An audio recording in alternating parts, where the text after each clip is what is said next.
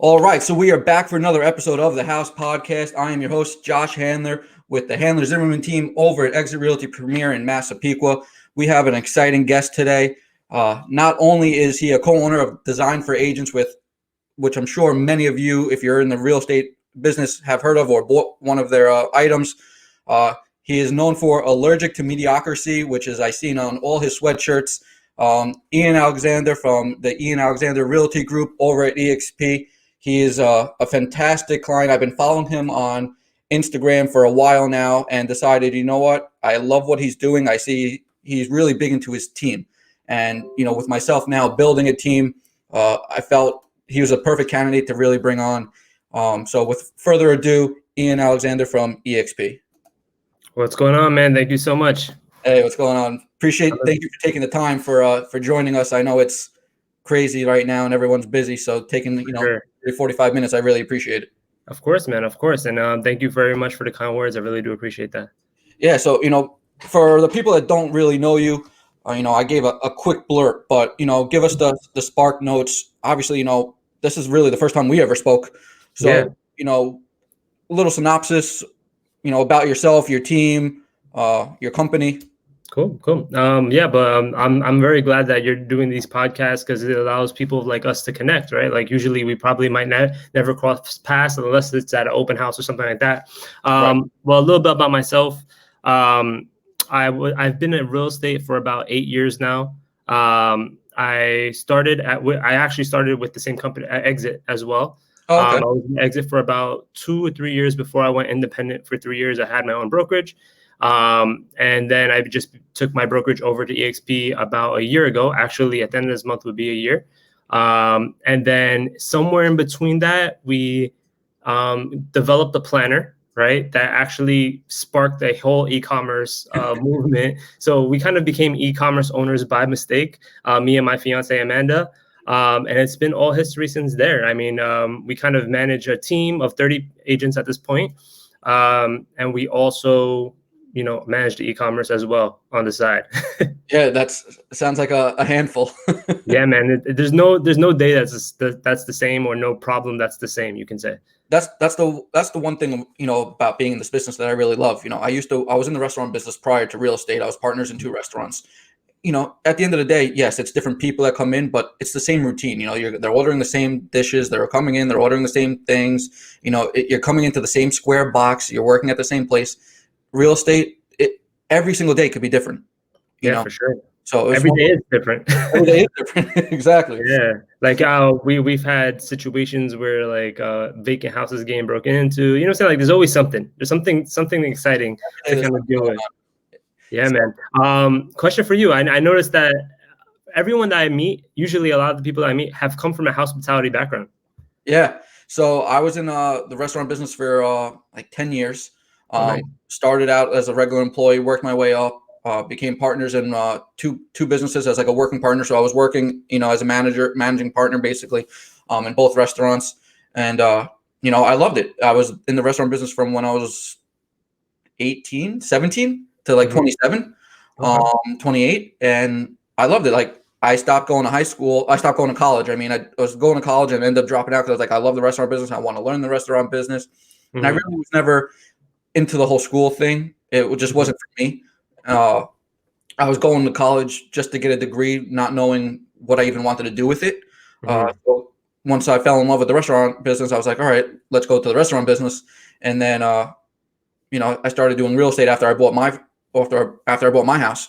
And after buying my house, I was like, I really like this. And I started doing both I was doing both basically full time. People say it's, part time, but you're doing 150, I was working 80 hours at the restaurant and another 50 hours in real estate, And then I was like, all right, let's take the jump. I really like it. So I sold my shares back to my partners and dove in headfirst into real estate and pretty much never looked back.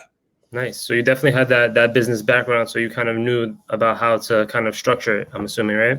Yeah. It was good. It was great because with the restaurant business, you were running your own business. It's just a different style of running a business. So you still needed your systems in place and, obviously just learning how to switch over from restaurant, to real estate. For myself, it wasn't that bad of a switch over. I was only one person at the time. Now that we have, I teamed up with my partner who actually sold me my house. Mhm. And he was my mentor. And then I teamed up with Ron. And this year we decided, let's take, our force and kind of join together and make one, big team basically. Awesome. And, so now transitioning into really running like a team correctly, that's the where we're developing, I would say. We never had a full team with Exit. We were kind of like split, but now we Mhm. decided let's run it like a legit team where we're actually doing like trainings and everything. And that's kind of what brought me to you. I was following you on Instagram, and I see Mhm. that you guys are always doing weekly meetings, and you're doing slideshows and all these items. And I see that you grew. You say you now have 30 plus agents on your team Mhm. now. Question for you: those 30 agents that you have on your team, are they like all local, or are they spread out? So we're spread out. A majority of them are in New York. We do have agents now in Texas and Florida as well, and we also might be signing a team from Jersey. Oh, that's awesome. So that's exciting too, to kind of finally be able to go national. Yeah, no, that's Because as a awesome. broker, that was something I always wanted to do, right? Just a little background in regards to that. The reason why me and Amanda were so involved in training was because at my old office, I felt like I was lacking a lot of guidance personally. I don't know about you, but like I kind of jumped into business. It was like all on my shoulders. I didn't really know much. They literally gave me a phone book and were like, call through it. And I literally, a phone book, guys, and there's the internet, right? Yeah, So they gave me a phone book, and my first year I went negative $8,000. Right. So I had to get a part-time job, and I was like, really, really struggling for that first year and a half. And after I kind of started tasting success and I multiplied, where I started developing my own team, I was like, listen, I need to train. Like I need to get people going, because I was getting my agents to produce like 40 deals a year. So I was like, I can repeat that. Right. yeah, So that's why I started kind of getting into the training field, you can say. Something I really love doing, something I love, like, coaching, getting people from one step to another. yeah. So speaking of coaching, what do you think is the biggest importance in the coaching aspect? Like if new agents are looking to come out, and what would be the first thing that you recommend coaching wise? Well, first I would say partner with a team that aligns with what your goals are, right? So if you're coming into real estate to be a part-time agent and you just want to kind of close buyers or here and there type of situation, partner with a team and just focus on becoming the best buyer's agent you can, right? Or if your goal is to get into listings, partner with the team, do whatever they want you to do on the team until you can develop that relationship with the listing agent to get in front of them to build that rapport, right? So it's all about kind of being flexible and being coachable, right? At the end of the day, you can say whatever you want, but if the person is not really hearing it or not taking action on everything that you're giving them every day, Right. there's no point. I also have a mentor, like with EXP, we have a mentor program. I have 3 mentees that I also help that are not on my team, which is pretty fulfilling as well. No, that's awesome. Now, the items that, I'm always seeing you, like I mentioned, post things on Instagram and, different slideshows that you're doing, if it's, how to get leads or how to, transition from Facebook lead, advertising, stuff like that. Now, are all these things that you guys are making yourselves, where you're just developing your own slideshows, you and My Amanda? fiance, Amanda. Yeah, Amanda. So yeah, we definitely create everything ourselves. The knowledge comes from like some personal experience. I took coaching with Joshua Smith. I've also took coaching with Ed Escobar from Sweat Hog. So I kind of like found my route in it. Right. I took in a lot of training myself. I've spent a lot of money on training, which has helped me, which I kind of push on other with personal experience. Yeah, no, I mean, for me, it's finding the team now aspect, and now you feel like, you want to see your team succeed. You want to see every agent do business. You want to see them, do as much as possible. Mhm. So obviously, if they're making money, you're making money at the same time. But, now you feel like you have that on your shoulder, where prior to running the team, it's like, all right, if I didn't do any business, I didn't do any business. The only thing that was hurting was myself. But now, if they're joining your team, they're almost, trusting you to get to where, they got to go. 100%. So if, for running the team aspect, what are the top things that you guys do for your team that you feel really helps your team stay over another team, or why an agent would choose your team over, the next team?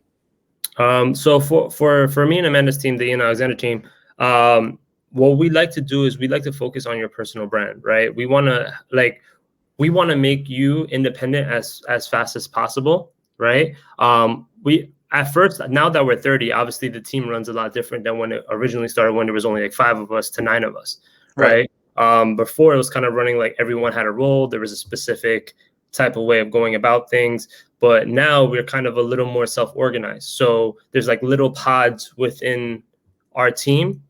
So like, for example, I have a buyer's team with 3 agents, right? And that's kind of like our nuclear thing. That's where I produce and they produce, and everybody's eating off that. But then we have team members that just come for the coaching aspect. They just do their own thing. They run they're there for the training. They're there for help branding, right? So we do a lot on branding. We're very me and Amanda are huge on marketing because we both have marketing backgrounds. She works for a multi-million-dollar a makeup company, right, for a long time, doing their web design and their design.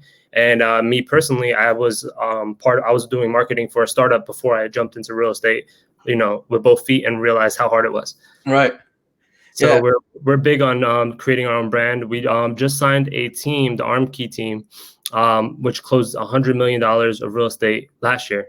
Right. So they came on not because of obviously our training, because they know what they're doing already, but they came on because of the branding aspect, how we help them build their brand, and how we're kind of like collabing on content and things of that nature. Yeah. I mean, I see you guys always walking around with the cameras, and I see you guys are always out there helping people put out videos, and you guys bought the equipment to do so. And I think that's huge because I feel this day and age, you don't get that from brokers anymore. You're not getting a lot of value from these brokers, which is why I feel, a lot of people are kind of just going to these brokerages. I mean, tell me if I'm wrong, but I think a lot of people are going to brokerages now for either the team that they like or for the split. They're not really going for what they're going to get from the brokerage, because I feel like the brokerages don't really offer a lot of items for this day and age, like, a podcast setup for a lot of people to run their podcast, or a green screen to be able to do things, or marketing like you have with the photography and, the videos. And you guys take the time out of your busy day to go, do videos and, these items for your team. And I feel you're not going to get that from a broker these days. So what do you feel about that? Well, actually, I 100% agree with you. The reason why I started Ian Alexander to begin with was because I wanted to create an environment where it was also creative, right? I believe in marketing. I like I said, I have a strong background in that. I really feel like that's what sets the good agent apart from the amazing agent, right? It's just that there's a camera on them. That's literally the only difference. Yeah. So that's something that I truly believed in. So that was one thing that we struggled with the brokerage. I can say, like, honestly, when I opened my brokerage, the hardest part was balancing all the expenses that came with owning the brokerage, on top of being there to guide train our agents, and then also create that content, right? So we were wearing too many hats, and just getting all the money behind the funding behind it was super expensive. So that's why we kind of made that shift to EXP, because they already offered all the tools that we needed. We're paying way less money, but then, we have that freedom to actually create that content for our agents a lot easier. We're there to train and be more present and partner with our agents in order to help them succeed. And are you guys doing like all the editing and everything yourselves on all your videos? Yeah, so sometimes we outsource editing, sometimes we outsource some of that stuff, sometimes we outsource the photography, but for a majority of the time, me and Amanda are kind of in the trenches and help create these ideas. Like, we have an agent right now that wants to do some philanthropy work and wants to do kind of like a commercial in regards to his personal brand. So we're helping him with that, right? And we notice once we do that, the agents reciprocate, right? So obviously, one hand washes the other. We're helping them, but they're very excited because now they look on camera. Everyone is asking them about real estate now because everyone knows they're a real estate agent and they know that they're doing big things. Right. So it really is a great partnership, I feel, with the content and the marketing and all that stuff. But yes, we do all the editing, a majority of it, I would say. Very time consuming, because I have a social media team that does all my podcast editing. They do our posting every day. I mean, it takes a shitload of time. Like, people don't realize, to put out good content on a regular basis, like, you have to be doing it a couple times a day. In my opinion, it's very time consuming. Yeah. So I don't know if you've seen our buy, sell, invest episodes. But those take me a pretty long time to edit. However, nothing feels better like I just enjoy it. So like me and Amanda enjoy what we do when it Right. comes to editing and making the photos come out really good and making the videos come out really good. And we kind of had that partnership in regards to making that happen. But it does take time. I think you're doing it the right way by offshooting it and paying someone else, but we just love doing it, and we always have a vision I for it. have no idea even how to do it. So I'm like, the time it would take me to learn, I was like, let me just outsource it because I have no idea. Yeah, I mean, it does take time, and sometimes it's time that we want to get back, but we enjoy it, right? So it's something we love doing, so it's something we're passionate about. But eventually we will outsource it. We do have, sometimes we do outsource it, so it makes it a little easier when that's the case. Yeah. Now, you guys are running a team. You have 30 agents now. From when you first started and you guys had 5 agents, like you said, or whatever the number was, what was the first thing that you guys started to do that really put your name on the map that was able to get you from 5 to 10 agents, from 10 to 20, and now to the 30? I think for us, the biggest shift was we started giving out information, right? But we kind of had a design for agency where we were giving out information anyway for free. If you go to designforagents.com, you can we have like 23 hours of free education up there, right? Any agent can go there and just like go crazy, right? Okay. But we started giving back to the agent community a lot more. We started hosting live events, live trainings. We had Charles there, a mutual friend, handsome homebuyer, come train. We had guest trainers come in. We try to make it as inclusive as possible, which kind of I feel like led to our loyal like base. And then from there, once they saw the culture and saw that what we provide and the branding and marketing that we provide, it kind of just grew naturally. We weren't like going hard on recruiting. It just kind of happened naturally. And Right. now that we're like kind of falling in love with our model, it's kind of been a little more like we're pushing it. But before we weren't pushing it at all. Right. Yeah, I was going to ask. So everybody always says, I mean, not everybody, but from what I see, whenever I'm always online, as soon as one person in a real estate group says, "Tell me about EXP," you have either people that love it or people that say, "Run as fast as you can." There's like no middle ground. Yeah. So It's definitely not for everybody, but it is like if you're an old school agent, it's definitely not for you, right? You need to know technology. All right. You have to be able to if you're still using fax, it's probably not for you. But if you're like into wealth building, you're into just kind of getting that online. Like if you don't need a physical office, because we do have offices, we have Regis offices, and we do have some physical locations, but in reality, that's not what we're doing, right? It's kind of like. That'll lead us into our question where, do you think that the brick and mortar is ever going to go away? Do you think it's completely dead? Or do you think, the web-based, EXPs of the world and the Voros that are all, basically cloud-based companies are going to eventually take over? Or do you think, the brick and mortar will always still be a player? Well, this is my personal opinion. Obviously, this is not like I do think the brick and mortar is over, right? The reason why I say I think brick and mortar is over is because I think it's over for a lot of different industries, not just real estate, right? I had a real estate office myself. How many people go to their office, right? You have this huge office, and guess what? All those agents are paying for that office. Right. They're paying out of their pocket. They're paying paper fees, admin fees. I remember all the fees that we had to pay. So yeah, you're on a 70-30 split or whatever, even 100% split, but that is coming out in the lack of technology and the lack of the space that you have. Right. Flexibility is key in the future. Right. So like Uber, right? Netflix, right? Like Uber doesn't own any cars, but they're the biggest taxi company. Bitcoin is worth like $36,000 now, and they don't have any physical currency, right? If you think about it, it's all digital. So if you think about where the world is going, it's just about time that I think real estate kind of gets that facelift as well. So that's my personal opinion. Obviously, you can agree to disagree, whatever. No, I agree that, the brick and mortar is never going to be what it used to be. I think it is on the dying end.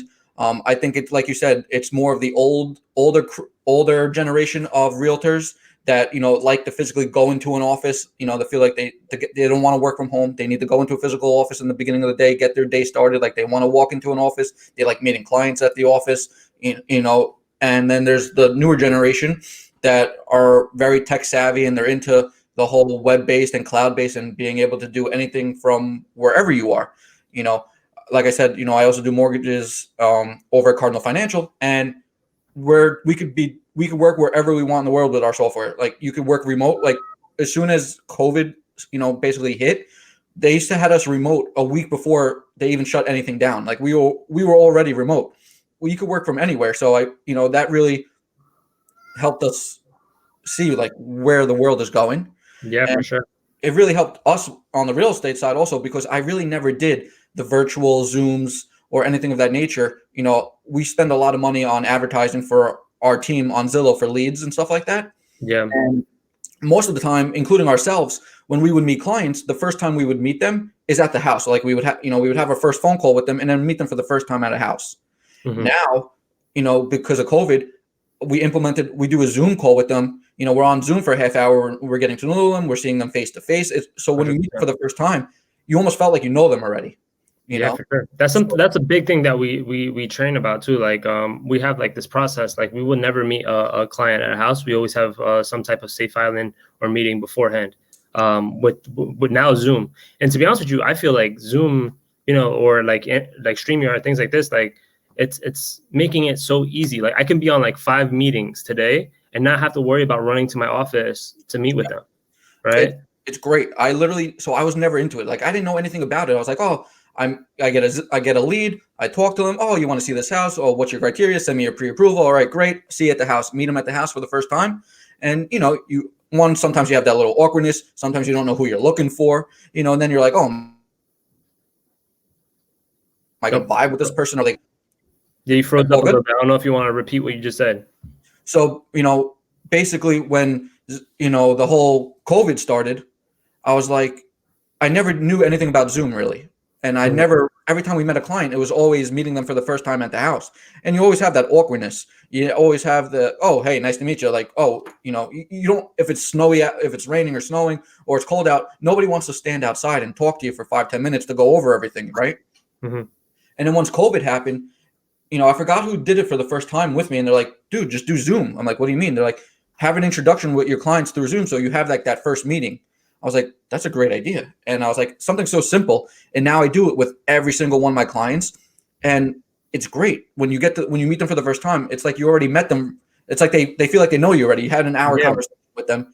And you're like, all right, let's go see this house. Like there's no introduction. You know what I mean? And we have this philosophy of, it's called Red Flamingo LLC. It's an acronym.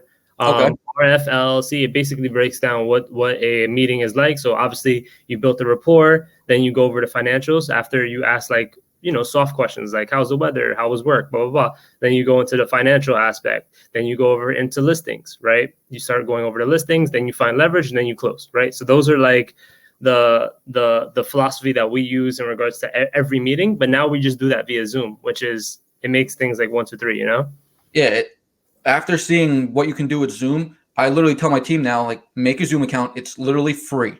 And you could have a one-on-one conversation with every single one of your clients. That should be your number one thing. You have a phone call with them. And before you get off that phone call, set up a Zoom with them. And that's what I've been doing. And it's incredible. Yeah. And also you said you guys use Zillow a lot. How do you guys feel now that they're moving into the brokerage space? Do you feel like, how do you feel personally? You know what? So, everybody's been going crazy. They're like, oh, we had, they were showing, oh, we did 100 sales and now it shows like on our website, like 6. I'm like, listen, at the end of the day, they're buying you. Are they, how many people are going online and being like, oh, how many sales do you have? And like, they're going to look on Zillow and really know exactly, oh, but you said you did 30 sales in the last 10 months. It shows you did 3. Okay. You want to like, when we go on listing presentations, we have like a binder of like all sales and reviews and stuff like that, where people could see, if they're interested. But, with them becoming a brokerage, I was just in California about like 2 weeks ago.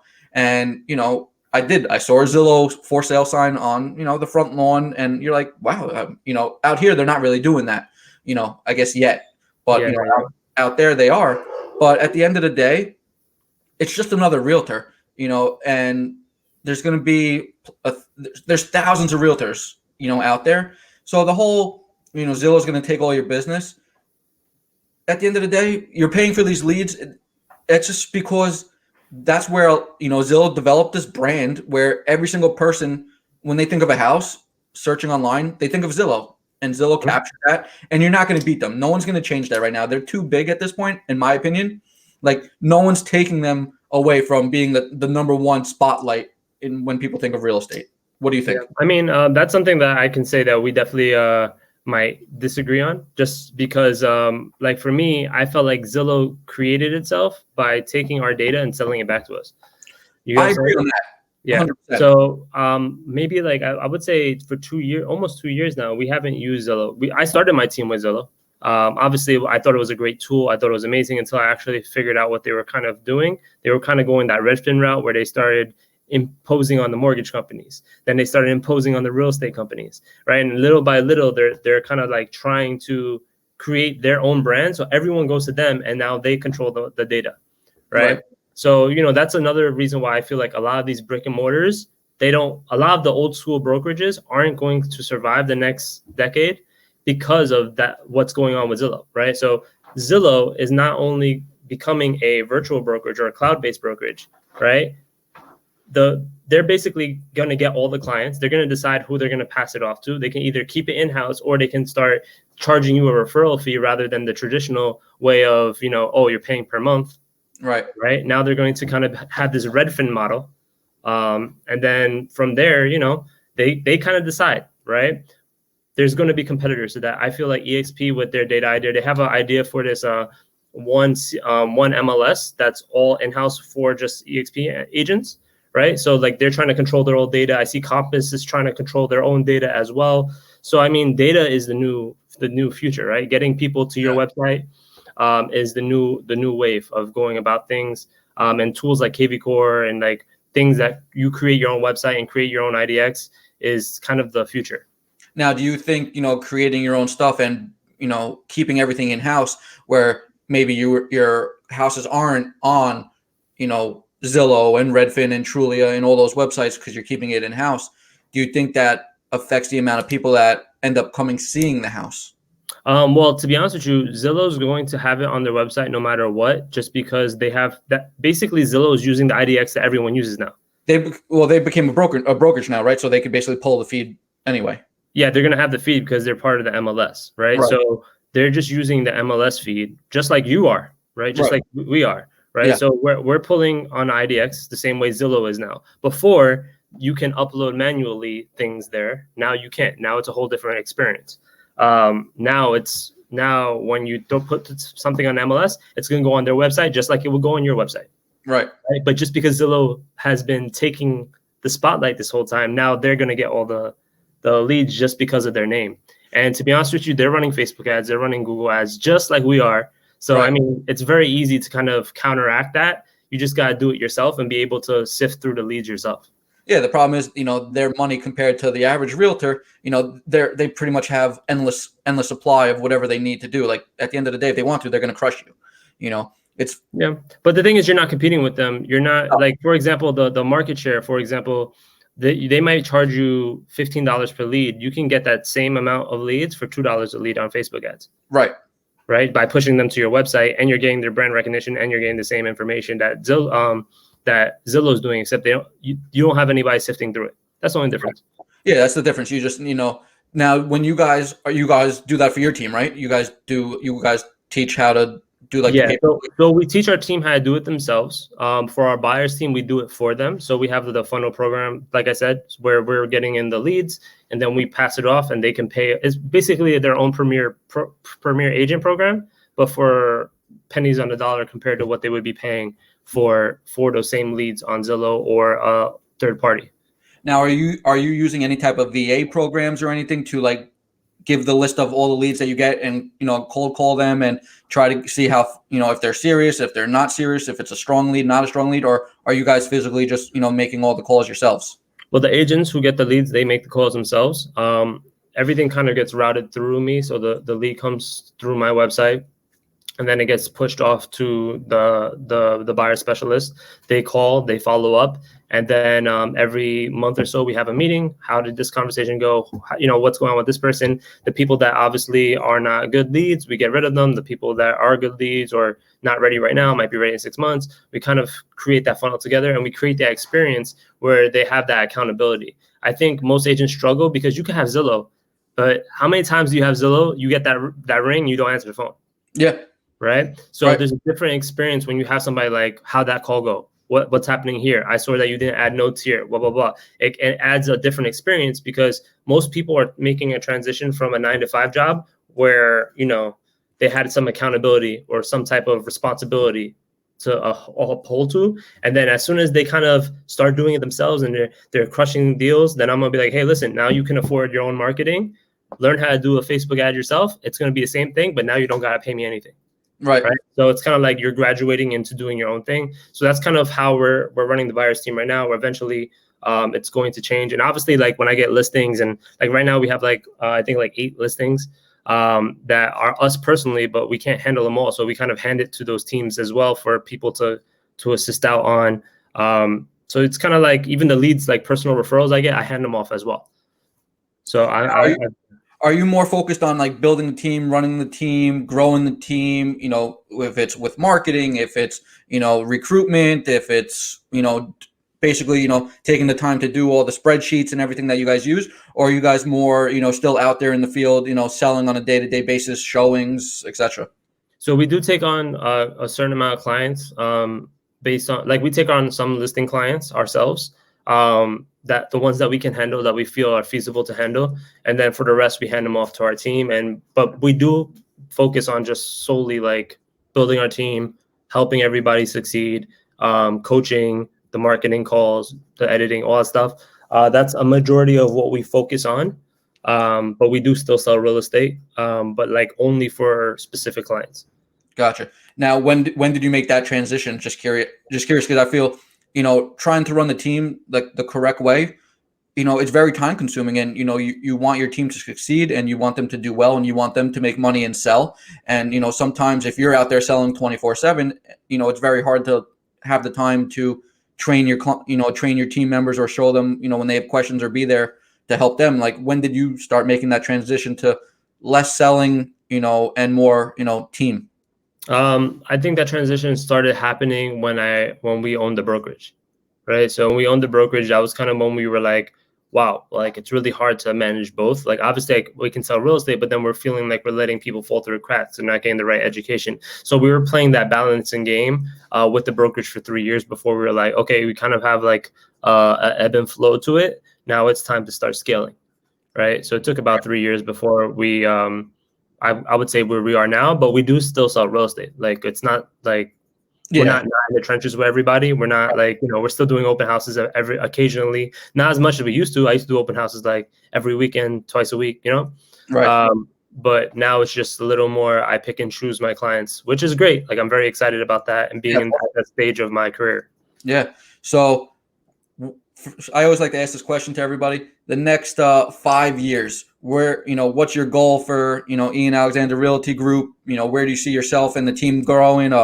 Design for agents, what are you trying to get that to? Like, what's the 5-year plan? So I could only speak for my 5-year plan because Amanda's over here. So she contributes to Design for Agent plan. You can bring her on screen. Come on. My goal for 5 years for Design for Agents is to help a million agents with our products, right? So to reach 1 million agents. We've already reached the 1,000 mark, so we've helped 1,000 agents. So I'm super excited about that. But my goal is 1 million, right? I want to help 1 million agents, get their bearings and, succeed using, whether it be using our planners or our business plans or our action plans or whatever it may be. We also have some, I don't know if I can release this information. I gotta think about, we have some things in the works. So I have specific goals for those. Okay. I know that sounds ominous and weird, but I don't know if I can announce it yet. Oh, good. And that's for the Design by Agents? Yeah. Awesome. And then for the team, my goal in 5 years is to have 150 producing agents on Ian Alexander Realty Group.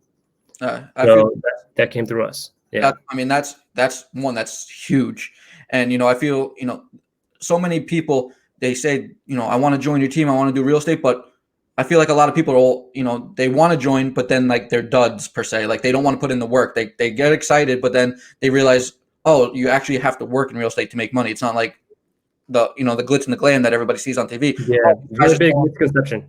yeah, huge misconception. you know, Now when you guys bring in new agents, do you guys like, do you take on every agent that comes to you and says, hey, listen, I love what you're doing, I want to join, your team? Or do you, Mhm. screen them and be like, listen, unfortunately, for what you're looking to do, or, I don't think it's a good fit for us? So, because of how EXP is like shaped, that it allows us to kind of bring on anyone. Oh, that's cool. Before, when we were on a brokerage, we had space issues. So we had 9 agents, but because of like we were in a physical office and we had all this overhead, and there was like for every person that came on, we had to pay for more tools to try to help them succeed, type of thing. Right. It wasn't beneficial to bring on as many agents as we did. So we kept it very tight when we had our own brokerage. But then once we moved over to EXP, now we have an abundance of like different training. So we have like a bunch of leaders in our organization. So we have like Vinciku, we have a bunch of people that we can kind of. He was watching us for a second. He was throwing up comments. Oh, hey.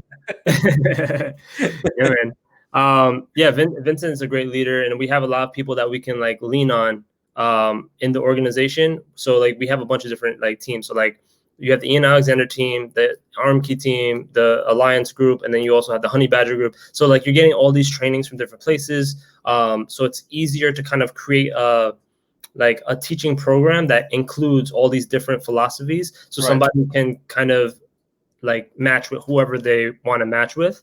Yeah. So like we have some part-time agents. Before, we didn't take on any part-time agents. Okay. Right. We only had 2 part-time agents on Ian Alexander, and that was only because they were producing part-time agents. Gotcha. Right. But now we can have part-time agents that can link with someone who's a full-time agent, so they can kind of benefit off of each other, and we kind of like set people up for the optimal success that they can possibly have. No, that makes sense. I'll ask you one last question before we go. Sure. Brand new agent looking to get started in the business, doesn't have a ton of money for marketing purposes or anything of that nature. Full-time agent. What's the 2 top things that you would recommend for them to get started in the business? So not a ton of money. So like, what budget are we working with?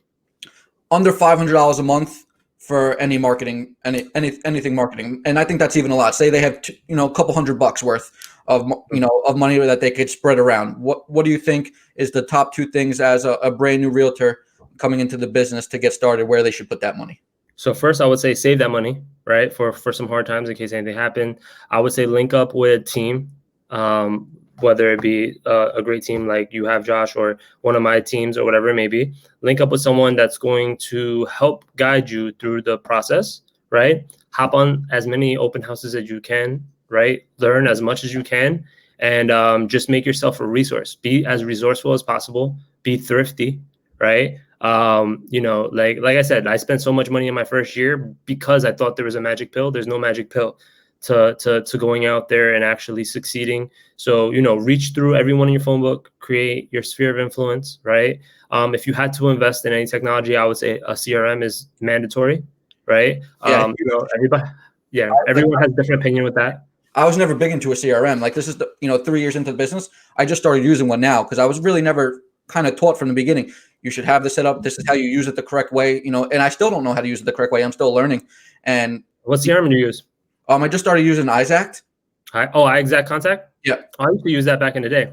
Yeah. So, I was looking into KV Core, but expensive. Agents, it's like $500 a month. I was like, yeah. All right, let me figure out first. With EXP, we get it for $85 a month, right? Yeah. So I was using Lion's Desk before. I was spending like $200 a month for that. And then when I started at EXP paying $85 for KV Core, I was like, drop it. Yeah. I mean, it's crazy because there's like, yeah, you could use it for your team. You could have like 10, 15 agents on it. It's like cost you like $500 a month. I was like, that's a lot of money still, for CRM. $6,000 a year for a CRM was crazy. So I was, especially when I didn't even know what I was doing. So once I started using, just like Exact right now, I was like, wow. I was like, people were getting my emails yesterday, and they're reaching, and I was getting emails back, because of people that, recently I've sold their house, or people that have bought their house. and saying, oh, just following up, I just wanted to see how everything was. And I was like, what are they talking about? And then I realized that, oh, it's because I have them on the CRM that they think it's me and they're responding to me. I was like, this is great. I was like, I should have been using this from day one.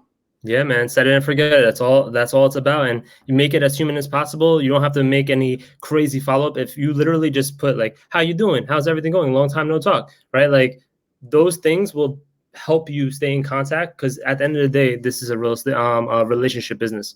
Yeah. And they say that if you want to, keep them in your head, you want them to think, okay, when I'm going to sell, I'm thinking Ian, I'm thinking Josh. Like the first person that they think of, the first realtor, they say they get chosen like 74% of the time. Whoever the first agent is that the client thinks of, that's who they use. Yeah, 100%. I actually have a funny story about that. Like for 4 years, I had a friend like from the gym, right? They told me 4 years ago that they're interested in possibly selling. I put them on my CRM, and they got like emails and texts from me. But then I switched over to KV Core, so I uploaded them like manually, and I created like a really like basic like, hey, how's everything going? They invited me over, and now I got a listing, right? And I wasn't actively ever like, let me like, I wonder what this person do. I wonder that person. It was just like automated. How you doing? Right. Then I had a great conversation with them. It's not like I was not connecting with them. I was connecting with them. It's just that sometimes you don't remember. You get busy. Life is crazy, Yeah. No, that's awesome. I appreciate the time. I know you're busy. For people that are interested in learning more about, your team, I know you guys are more in like Queens, right? You guys do a lot. We do Long Island now too. So we've been doing a lot more in Long Island. We've been doing a lot in Suffolk as of right now. Oh, awesome. So for anybody that, is curious about, your team, what you offer, where do they find you? Yeah, they can find me on Instagram at Alex Fazelani, or they can find me at IA Realty Group, or you can find me at Design for Agents. So those are our 3 handles. We're very active on social, so you shoot us a DM, we'll get right back to you. Yeah, definitely follow them. Give them a follow, everybody. Like they put out some incredible content. If you're looking to buy or sell, you'll definitely learn something. Even if you're an agent, seasoned or not, you'll definitely learn something from them. I did, so you definitely will. So definitely taking the time, coming on and sharing, a little bit about yourself and, about your company with us. I appreciate it. Thank you, Josh, for having me. I really appreciate it. And I can't wait to tune into your podcast a little more. I appreciate it. All right, Thank awesome. You. Again, guys, thanks for coming. Thanks for listening. Again, this is Josh Handler with Team Handler Zimmerman over at Exit Realty. If you have any houses that you're looking to sell, you're looking to buy a home, you have any real estate related question, feel free to reach out to me, 516-732-6398. We'd be more than happy to help. Till next time, that's a wrap. See you guys later.